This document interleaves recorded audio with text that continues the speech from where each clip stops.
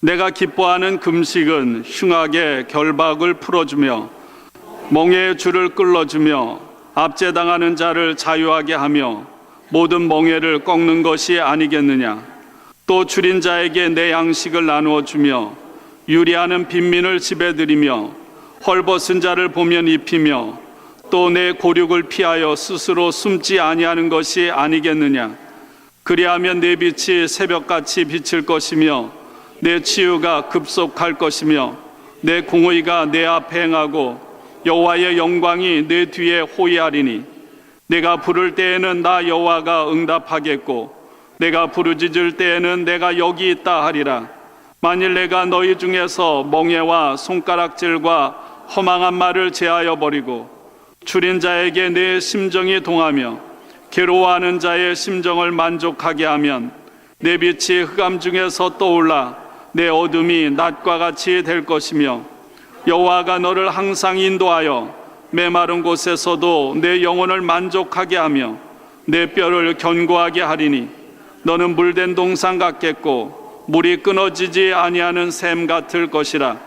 내게서 날 자들이 오래 황폐된 곳들을 다시 세울 것이며 너는 역대에 파괴된 기초를 쌓으리니 너를 일컬어 무너진 데를 보수하는 자라 할 것이며 길을 수축하여 거할 곳이 되게 하는 자라 하리라. 아멘.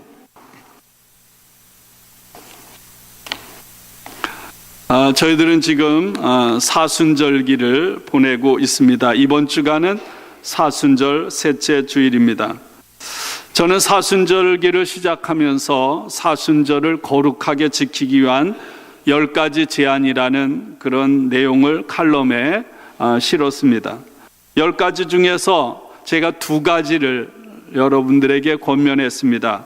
특별히 사순절 기간에 성경을 읽을 때 마가복음을 읽어라. 어떤 분은 이 말씀을 듣고 벌써 복음서를 다 읽고 계속 묵상하고 있다고도 했습니다. 그리고 또 하나는 사순절 기간에 무엇인가를 내려놓는 훈련, 금식을 한 끼라도 하자고 그렇게 말씀드렸습니다.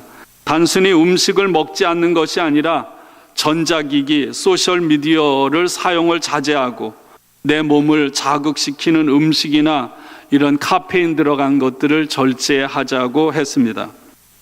그리고 한 끼 금식이나 또는 비싸고 맛있는 음식을 절제하고 간단하게 먹음으로 인해서 그 차액을 구제와 헌금으로 드려져서 쓰여졌으면 좋겠다고 했습니다.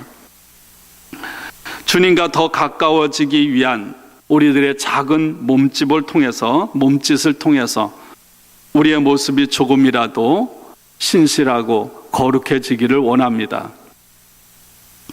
초대교회 성도들은 일주일에 수요일과 금요일, 예수님께서 배반당하시던 날, 그리고 예수님께서 십자가에 죽으신 날을 기념하고 금식했습니다. 존 웨슬리 목사님도 일주일에 2번을 금식했습니다.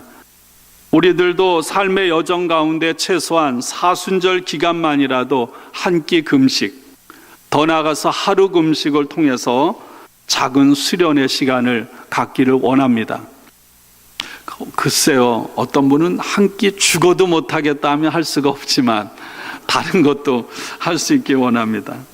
어떤 사람들은 하나님과 함께하는 이 비밀스러운 삶을 위해서 개인 영적인 수련회를 갖는 사람도 있습니다. 1년에 한 차례, 매일 일하느라 바쁘잖아요. 그러니까 토요일 주일, 금요일 토요일 주일을 이용해서 또 연휴가 낀 토요일 주일 월요일을 이용해서 기도원을 간다든지, 어떤 사람은 호텔 같은 데 가서 온전히 하나님과 단둘이만 있는 시간을 보내는 거예요. 금식하며, 그리고 TV나 인터넷 같은 것을 자제하고 하나님의 말씀을 묵상하는 가운데 그 짧은 시간을 보내는 것입니다. 얼마 전 우리 선배 교회 강원도에서 합창단원들이, 학생들이 농촌 지역의 어려운 학생들을 모아서 합창단을 만들고 좀 그 애들을 미국 여행을 한번 시켜주자 해서 교회를 도른 거예요. 근데 한 30명 되는 아이들이 이 미국으로 올 때 한국에서 다 핸드폰을 놓고 왔대요. 쉽지 않은 일이죠. 보름 동안. 여러분, 핸드폰 없으면 죽을 것처럼 그렇게 사는 사람들이 대부분이에요. 전화 통화하고 하는 거 보면 다 글쎄 목숨을 좌지우지할 만큼 중요한 거 그렇게 얼마 되지 않아요. 사순절 기간에 좀 그런 것도 우리가 자제하는 것도 하나의 그런 우리를 거룩하게 하는 좋은 방법이겠다, 그런 생각을 합니다. 단 하루 아니면 한 끼니 진정으로 하나님 앞에 나 자신을 세우고 집중하는, 그렇게 보내는 그런 만나의 모든 성도들이 되시기를 주님의 이름으로 축원합니다. 하나님이 기뻐하시는 삶을 사는 것이 우리가 이 땅에서 사는 동안에 가장 소중한 일입니다. 요즘 새벽기도 히브리서 11장에 보면 믿음으로 아벨은 가인보다 더 나은 제사를 드렸다. 하나님이 기뻐하시는 자라 여김을 받았다. 그렇게 말씀을 함께 나누었습니다. 함께 상상해 보세요. 하나님께서 우리의 모습을 보시면서 기뻐하시는 모습, 어떤 표정일까? 하나님은 우리들이 하나님 앞에서 이 마음을 먹기만 해도 기뻐하시며 우리를 귀하게 여기실 것입니다. 또한 우리가 작은 몸부림을 할 때 하나님은 우리 삶에 깜짝 놀랄 만한 소중한 것들, 은혜와 선물로 우리를 충만하게 채우실 줄로 믿습니다. 사순절 기간이 이런 매듭을 지어서 새롭게 출발하는 그런 시간이 됐으면 좋겠어요. 우리 모두는 다 하나님 앞에 서게 됩니다. 아니, 매일 매 순간의 삶이 사실은 살아계신 하나님 앞에서 살아가는 순간입니다. 우리들이 매일을 살아가면서 내가 대하는 작고 보잘것없는 사람들을 내가 어떻게 대하느냐에 따라서, 여러분, 예수님께서 말씀하셨어요. 양이냐 염소냐, 그것이 구분된다고. 선교단체를 통해 선교비를 보내고 아이들을 위해 후원을 하고 자선단체에 기부하는 일은 중요한 일입니다. 그러나 더 중요한 것은 예수님께서는 우리가 매일매일 살아가는 삶의 자리에서 매일 부딪히는 그 사람에게 향해서 구체적인 어떤 사랑의 몸짓을 하는 것이 더 소중하다고 말씀하고 있습니다. 그래서 마태복음 25장 종말론에 관한 말씀을 하면서 예수님께서 이렇게 말하죠. 양의 편에 속해 있고 염소의 편에 속해 있는 사람을 가르면서 이렇게 말합니다. 너희가 먹을 것을 주었고 나그네 되었을 때 영접하였고 헐벗었을 때 옷을 입혔고 옥에 갇혔을 때 와서 보았느니라. 사순절이 뭡니까? 하나님이신 예수님께서 우리와 똑같은 몸을 입고 우리 가운데 오셔서 고통을 당하신 사건입니다.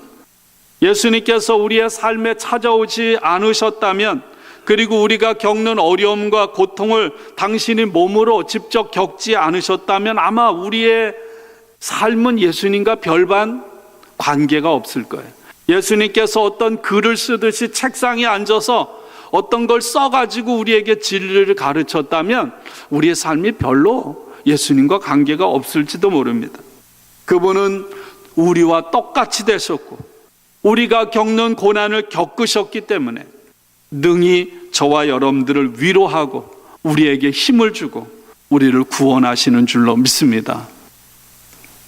우리가 살아가는 구체적인 매일의 삶의 현장에서 예수님의 사랑의 삶을 살아가라는 것입니다. 여러분, 선교지를 방문하는 이유가 뭔가요? 우리가 선교지를 가서 엄청나게 구체적으로 대단한 일을 하는 거 중요합니다. 그러나 여러분, 그것보다 선교지를 방문해서 그분들이 살아가는 삶의 자리에 함께 있어 보는 거죠.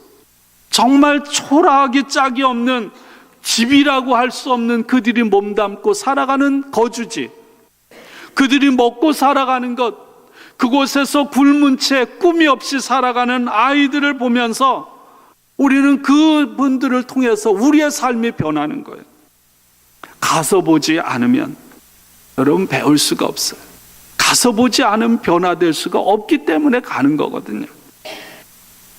도로시 데이라고 하는 기독교 영성 작가는 이렇게 말했습니다. 옷 두 벌이 있으면 한 벌은 가난한 사람들의 것입니다. 얼마 전 우간다의 박민수 이순영 선교사님으로부터 간단한 동영상과 더불어 선교 보고가 왔습니다. 여러분, 이 화장실 앞에 보면 이 선교 보고가 붙여 있어요. 좀 화장실 앞에 붙여 있어서 애매하긴 하지만 가끔씩 지나가면서 보시면 우리가 후원하고 연결된 선교 사역지의 소식들을 여러분들이 접할 수가 있습니다. 지난 6년 동안 함께 했던 만나교회와 성도님들에게 감사하다고, 5년 동안 우간다에 가서 모든 터를 잡았는데 지난해 그 터를 떠나서 더 어렵고 열악한 지역으로 맨 땅에 헤딩하듯이 떠나가면서 겪었던 어려움들, 마치 벼랑 끝에 섰던 것 같은 그 순간에 함께 해주고 기도하고 사랑해 주셨던 것에 감사하다는 그런 소식과 더불어 동영상을 보내왔습니다. 그 잠깐 우리가 동영상을 보는 시간을 갖도록 하겠습니다.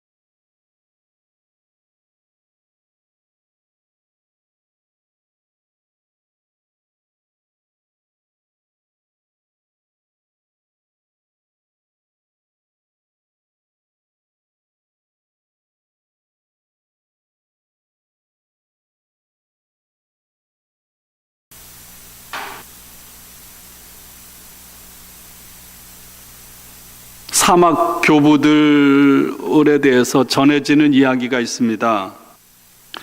이 사막 교부들은 세상을 버리고 아무도 없는 열악한 사막으로 들어가서 그 시대를 위해, 그 사람들을 위해서 기도의 불꽃이 되어서 평생을 보냈던 사람들입니다.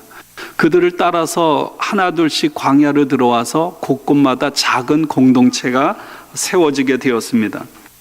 어느 날 그 공동체에 포도 몇 송이가 선물되었습니다. 그 작은 공동체에게 포도는 너무나도 소중하고 귀한 것이었습니다. 그래서 사람들이 너무 흥분했어요. 그러나 그 공동체 사람들은 그 포도를 먹을 수가 없었습니다. 그래서 이웃의 공동체에게 그 포도를 주었습니다. 그 공동체 역시 한 알의 포도도 먹을 수가 없었습니다. 그래서 다른 이웃 공동체에게 그 포도를 전해주었습니다.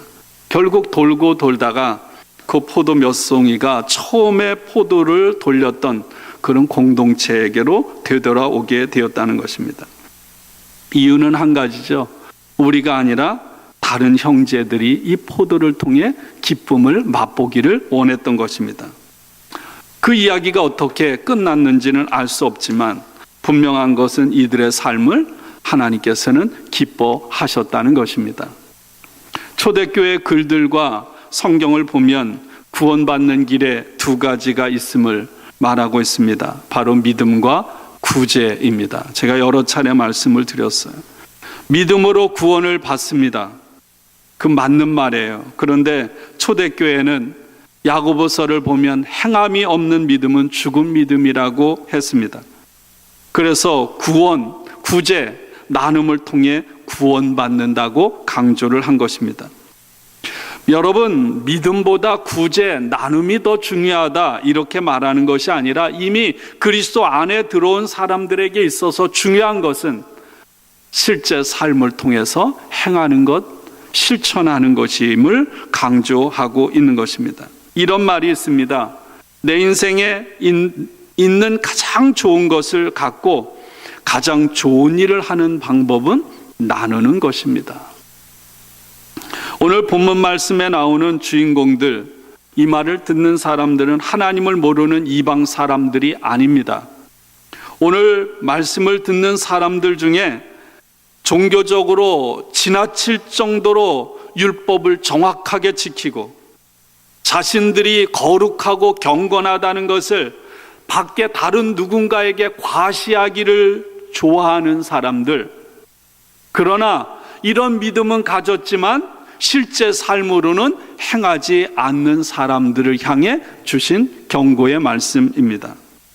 그들을 향해 하나님께서 이사야 선지자를 통해서 너희는 율법을 잘 지킨다고 철저하게 어떤 규정을 지키고 경건하다고 하는 것을 드러내기를 원하지만 내가 원하는 사랑과 정의의 삶을 살아가지 않는다고 책망하는 거예요.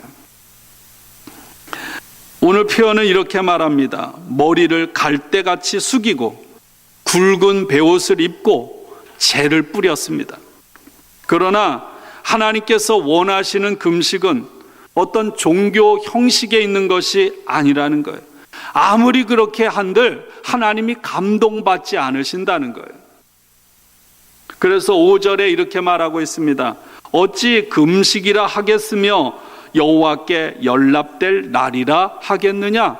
앞에 1절부터 나오는 말씀에 대한 부정적인 말이에요. 그런 것들이 어떻게 금식이라고 하겠느냐.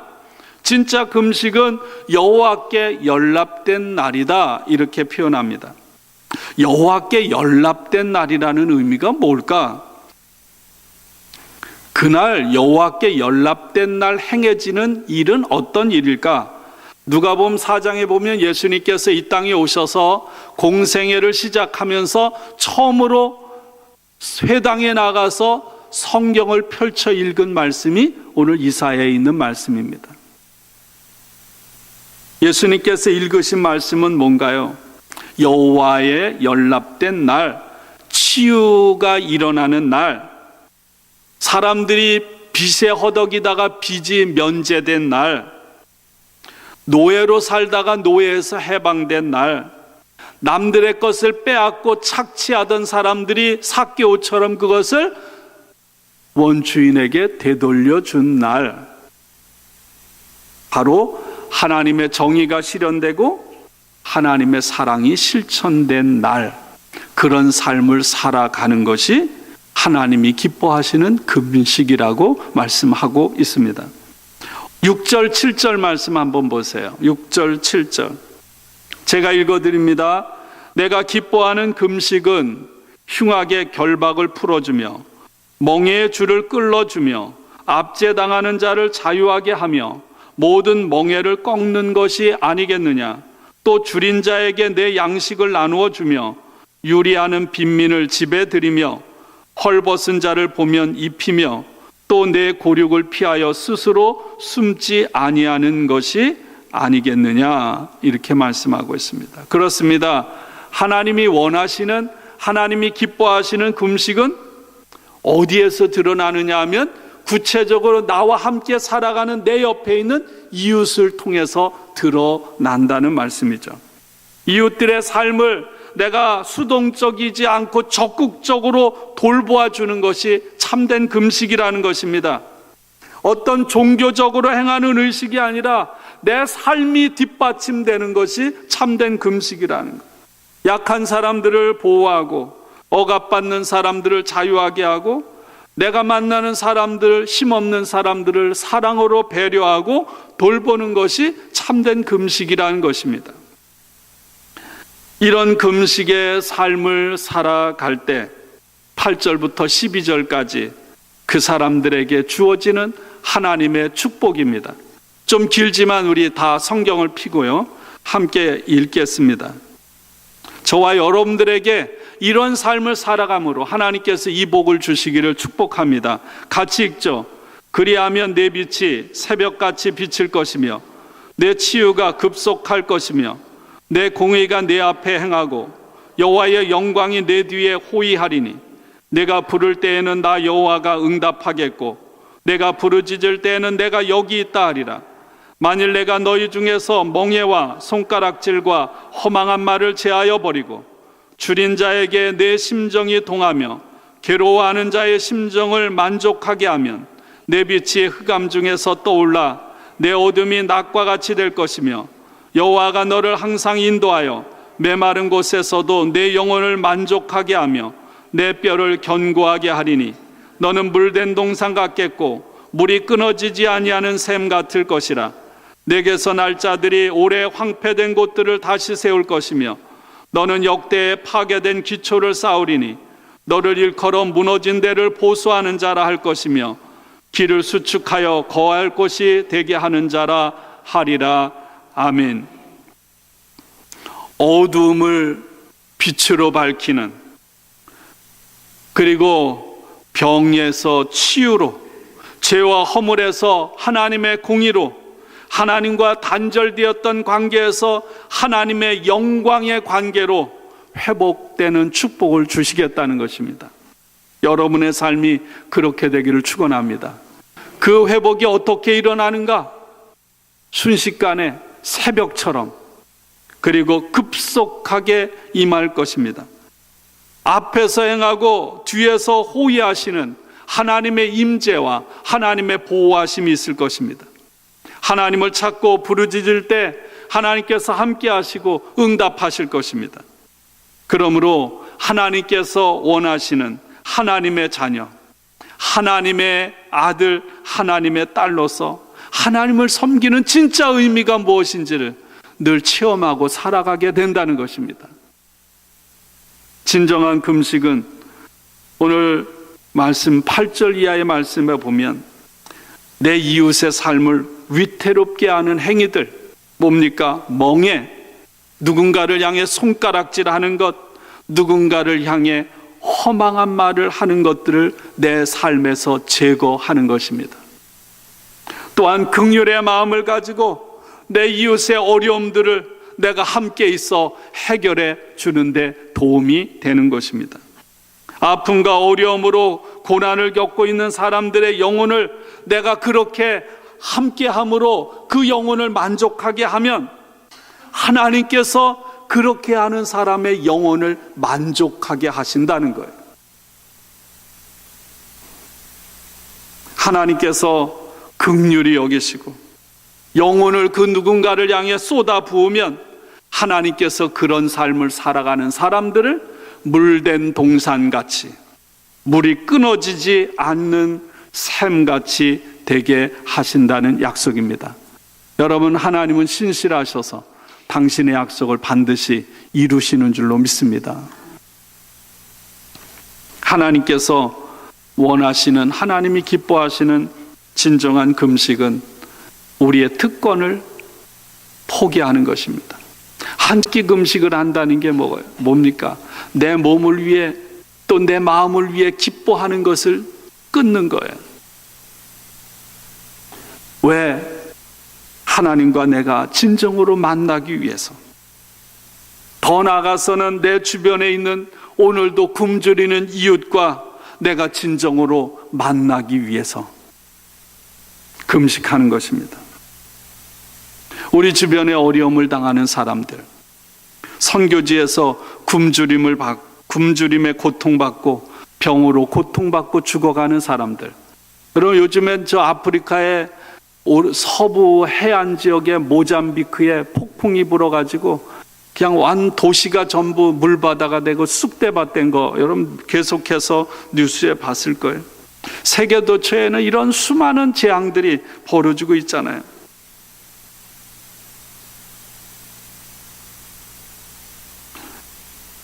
여러분, 우리가 금식해야 하는 이유는 그 사람들이 금식할 이유가 없어요. 그 사람들은 먹어야 돼. 도움을 받아야 됩니다. 오늘 이 자리에 있는 우리가 금식하는 이유는 그거예요. 살아계신 하나님, 그리고 오늘 이 땅의 세계 도처에 굶주림 가운데 고통하고 살아가는 사람들을 내가 연결시켜 주기 위해서, 오늘 나는 안 먹어도 상관없지만 먹을 것이 없는, 그래서 못 먹는 삶은 아니지만 우리들이 이 자리에서 금식하는 이유인 줄로 믿습니다. 고린도 교회, 사도 바울이 세운 고린도 교회가 사도 바울로부터 강한 책망을 받았습니다. 여러분, 초대교회는 매주일마다 애찬을 했습니다. 우리는 성찬을 하면서 종이빵 한쪽 먹는 거잖아요. 근데 초대교회는 애찬을 한 거예요. 음식을 나눠 먹은 거예요. 근데 매주일마다 이 애찬 성찬을 하는데 어떤 일이 벌어졌습니까? 어떤 사람은 아주 배가 너무너무 부른 모습으로 이 애찬에 참석한 거예요. 그런가 하면 어떤 사람들은 굶주린 배로 먹지 못하고 이 성찬에 참석한 것입니다. 다시 말하면 고린도 교회 성도들은 매주일 함께 모이면서 먹는 문제에서 하나가 되지 못한 것입니다. 예수님께서 이렇게 말했거든요. 너희가 제단에 예물을 드리려다가 형제와 다툰 것이 있으면 예물을 두고 가서 형제와 화해하고 와서 나에게 예물을 드려라. 그런데 고린도 교회는 사도 바울이 세워서 목회한 곳임에도 불구하고 매주일 예배를 드리는데 한편에서는 굶주린 배로, 한편에서는 배가 불러서 견딜 수 없는 그런 삶으로 하나가 되지 못했다는 거예요. 오늘 우리들의 모습 또한 별반 다르지 않지 않습니까? 테레사 수녀의 이야기입니다. 테레사 수녀 사진을 보면 아주 자그마한 키에 정말 얼굴이 박고랑처럼 깊이 패인 그런 주름으로 자글자글 가득 차 있는 그런 모습을 보게 될 것입니다. 테레사 수녀님의 발은 기형이었다고 합니다. 마치 나병에 걸린 사람처럼 그분의 발이 일그러져 있었습니다. 어느 날 한 수녀가 어떤 분에게 이렇게 물었습니다. 테레사 수녀님의 발을 보셨는지요? 그러면서 이렇게 말합니다. 이곳에 기부된 신발은 모든 사람이 신고 남을 만큼 충분합니다. 하지만 수녀님은 한 사람이라도 상태가 나쁜 신발을 신는 것을 원하지 않으셨습니다. 그래서 한 켤레씩 일일이 다 신어 보시지요. 수십 년 동안 그런 일을 반복하다 보니 발이 그렇게 된 것입니다. 오랜 세월 동안 이웃을 자신처럼 사랑하다 보니 자신의 발이 일그러졌다는 것이죠. 오늘 이사야 선지자가 말하고 있는 하나님이 기뻐하시는 진정한 금식이 어떤 모습인지를 실제로 보여주는 것입니다. 언제나 나보다 내 옆에 어려움 가운데 있는 사람들을 우선순위에 놓는 사랑으로 인하여 오랜 세월 그 삶을 반복하다 보니까 자신의 발이 기영이 됐습니다. 우리의 배가 여러분 세상에 배고픈 사람들의 배와 함께 하나님은 그들이 꼬르륵 소리를 내고 굶주려 할 때 우리가 잠깐만이라도 그들의 꼬르륵 소리를 우리들도 경험하기를 하나님은 원하신다는 것입니다. 이런 말을 하죠. 다른 사람들의 신을 신어보기, 그들의 삶에 내려가서 그들과 함께 해보라는 거죠. 여러분, 이 세상의 가난의 문제를 누가 해결할까요? 예수님이 해결합니까? 하나님이 해결합니까? 대통령이 해결하나요? 기업가가 해결합니까? 여러분, 이 세상의 가난의 문제를 해결할 수는 없습니다. 예수님께서 요한복음 12장에서 이렇게 말했어요. 가난한 사람은 항상 너희와 함께 있을 것이다. 이 말은 누구에게 했나요? 사람들에게 무시를 받고 손찌검을 당했던 불쌍한 한 여인이 시몬이라는 나병 환자의 집에 불쑥 불청객이 되어 찾아와서 예수님의 발치에 값비싼 향유를 부은 후에 예수님께서 그곳에 있는 사람들에게 하신 말씀 아닙니까? 가난은 모든 사람들에게 영원한 괴로움의 원인이요 두려움의 원인입니다. 그럼에도 불구하고 해결할 수는 없어요. 예수님께서 절망적으로 패배의식에 사로잡혀서 이 여인과 그곳에 있는 사람들에게 그런 말씀을 하신 것이 아니고요. 예수님을 따르는 사람이라면, 그리스도인이라면, 교회라면 언제나 영원히 하나님이 오시는 그날까지 내 옆에 고통당하는 사람이 존재한다는 거죠. 그 사람들 가까이 그들 속에 들어가서 살지 않으면 안 된다는 말씀입니다. 예수님께서 우리에게 이렇게 말하죠. 주는 삶이 받는 삶보다 더 복이 있다고요. 여러분, 이것이 그리스도인의 삶이요 하나님의 마음임을 믿습니다. 오늘 동영상을 봤는데요. 여러분, 우간다 부시아 지역을 품고 기도하기 원합니다. 지도를 보면 우간다는요 빅토리아 호수를 끼고 북쪽으로 있습니다. 아프리카 한가운데 있어요. 오른쪽에는 케냐가 있습니다. 아래쪽에는 르완다 같은 나라가 있어요. 케냐와 국경을 마주한 아주 가까운 곳입니다. 이 지역이 유난히도 장애와 에이즈 환자들이 많은 지역입니다. 그래서 이 지역을 가리켜서 아프리카 속의 아프리카라고, 아프리카가 어려운데 그 속에서도 더 어려운 지역이 이 우간다의 부시아 지역입니다. 제가 좋아하는 이 로제타 홀이라는 평양에서 조선의 선교사로 활동했던 선교사에 대한 이야기를 기억합니다.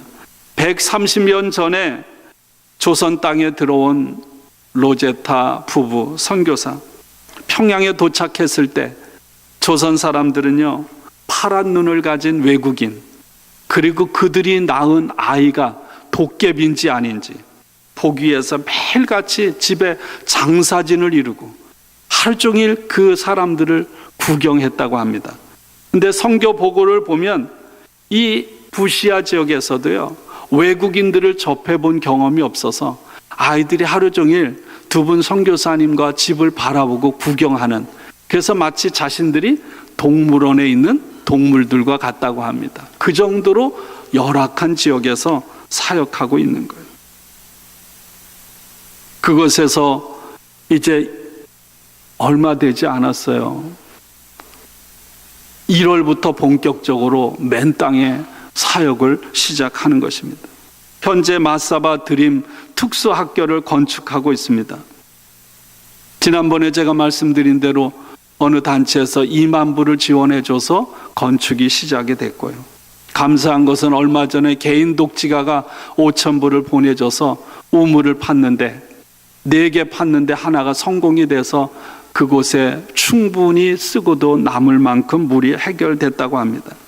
1000여 명의 신체, 지적인 장애인들을 위한 특수학교를 짓는 일에 많은 비용이 들어갑니다. 그래서 기도의 요청을 하고 있어요.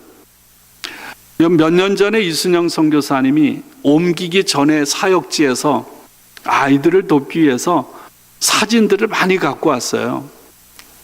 우리 국제기아 대책이나 컴패션처럼 이렇게 개인 연결을 해주는, 갖고 오기만 했지 여기서 선교 보고하면서 얘기를 안 하고 꺼내지를 않았어요. 여러분, 그곳에는 정말 에이즈 환자들, 장애인 가정, 초등학교가 운영되기 위해서 아이들과 자매 결혼하는 것이 굉장히 중요하죠. 한 20불 뭐 이렇게 되면 20불, 25불이면 아이들 한 달을 먹고 공부할 수 있는 그런 여건이 되는 거죠. 이런 일들을 그곳에서 선교사님 내가 진행하고 있습니다. 닥터 로제타 홀은 25살에 하나님의 부르심을 받고 조선 땅으로 왔습니다. 내가 진정 인류를 위해 봉사하려거든 아무도 가려고 하지 않는 곳에서 아무도 하려 하지 않는 일을 하라, 이런 하나님의 부르심을 받은 거예요. 그리고 자신의 평생의 삶을 조선을 위해 바칩니다. 우리는 그런 은혜를 입었어요. 그 닥터 로제타 홀을 기념하고 책을 쓴 표지에 보면 이런 글이 있어요. 대한민국 사람치고 로제타 홀의 도움을 받지 않은 사람은 단 한 명도 없다. 여러분, 우리의 오늘의 모습은 그렇게 누군가의 자신을 희생한 사람들 위에 서 있는 줄로 믿습니다. 로제타 홀은 이렇게 고백했습니다. 미래 세대가 천국이라는 도시에 이르는 보도를 닦는데 작은 벽돌 하나만이라도 놓을 수 있다면 나는 기꺼이 그렇게 하겠다. 그것이 그분들의 삶이었고 그분들로 인하여 오늘 우리들이 있는 거예요. 사랑하는 여러분, 우리들의 삶의 모든 것이 하나님의 선물이요 하나님의 은혜임을 믿습니다. 은혜 받은 사람으로 여러분, 우리의 남은 생애가 하나님께 기쁨이 되기를 원합니다. 우리의 작은 한 끼 금식하고 좀 절제하는 것들이 모아져서 부활절 헌금과 더불어 이 우간다 부시아에 작은 벽돌 하나를 쌓는 그런 귀한 예물들이 되기를 원합니다. 제가 어제 새벽에 말씀을 전하면서 조지 베로나누스의 어느 시골 신부의 일기의 마지막 구절을 제가 잠깐 소개한 적이 있습니다. 마지막 구절의 내용은 이것입니다. 하나님의 은총은 어디에나 있다. 그 구절을 읽어드리고 마치겠습니다. 신부는 아직 오고 있는 중이었고, 신부님입니다. 이제 사람이 마지막 죽어갈 때 이제 신부님을 요청한 거예요. 신부님이 오셔서 종부성사 마지막 기도를 해주기를 기다리는 거예요. 신부는 아직 오고 있는 중이었고, 그러다가는 교회가 줄 수 있는 마지막 위안마저 친구가 받을 수 없겠다는 생각에 나는 친구에게 깊은 유감을 전했다. 잠시 후 친구가 손을 내 손 위에 얹고는 가까이 오라는 눈짓을 했다. 그리고는 내 귀에 속삭이듯 말했다. 그게 뭐 그리 중요한가? 은혜는 어디에나 있지 않은가? 그리고 친구는 숨을 거뒀다. 여러분, 저와 여러분이 이 세상 다 아는 그 순간까지 어디에나 하나님의 은혜는 끝이 없음을 믿습니다. 그 은혜 받은 자로 살아감을 기쁘게 감사함으로 여기고 우리를 통해서도 작은 은혜가 흘러가기를 축원합니다. 기도하겠습니다.